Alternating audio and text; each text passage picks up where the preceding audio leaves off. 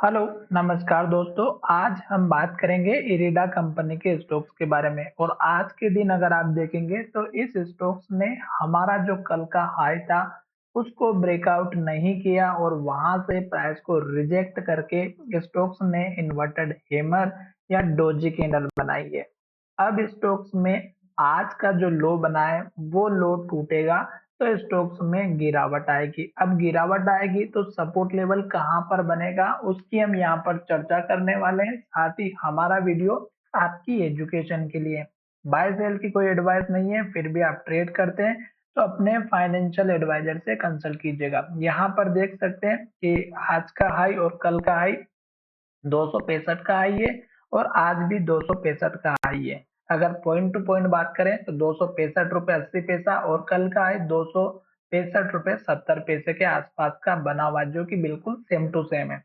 अब स्टॉक्स ने ये जो प्राइस को रिजेक्ट किया है तो इसका मतलब ये है कि अभी स्टॉक्स थोड़ा बहुत नीचे आएगा। अब इस स्टॉक्स में जो थोड़ा बहुत नीचे आएगा उसमें आप देखेंगे तो आज का जो लो बना है 257 का बना है और इस कैंडल के लो को देखिएगा 257 का है।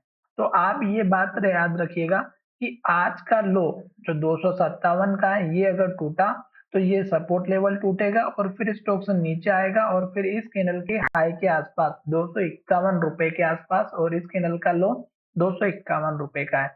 तो ये आपका पहला सपोर्ट लेवल बनना जरूरी है। क्यों? क्योंकि स्टॉक्स यहाँ पर अगर आप देखेंगे तो इस रेड कैंडल के बाद से गिरावट आई थी और मैंने आपको यहाँ पर इस कैंडल वाले दिन बनाया था, बताया भी था कि स्टॉक्स में गिरावट आएगी। क्यों? रीजन था क्योंकि यहाँ पर स्टॉक्स हाई बनाते हुए जा रहा था और एक दिन पहले स्टॉक्स ने संकेत दे दिए थे गिरावट के और दूसरे दिन अच्छे तरीके से संकेत दिए थे रेड कैंडल बना करके और फिर लो का ब्रेकआउट हुआ और गिरावट आई। अब सेम टू सेम कंडीशन हमें यहाँ पर दिखाई दे रही है।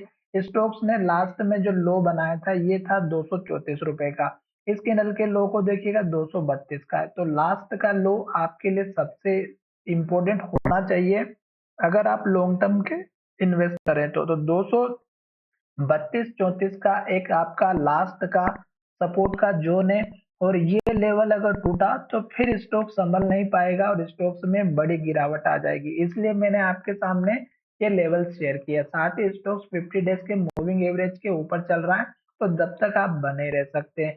एक के बाद अगर एक रेड कैंडल बनती है तो स्टॉक्स में आपको एंट्री बिल्कुल भी नहीं करना है और साथ ही आपको एक के बाद एक हाई और ग्रीन कैंडल बनती है तो आपको बने रहना है। टारगेट की अगर बात करें तो आज का जो हाई बना है इसका ब्रेकआउट होता है 265 रुपए का।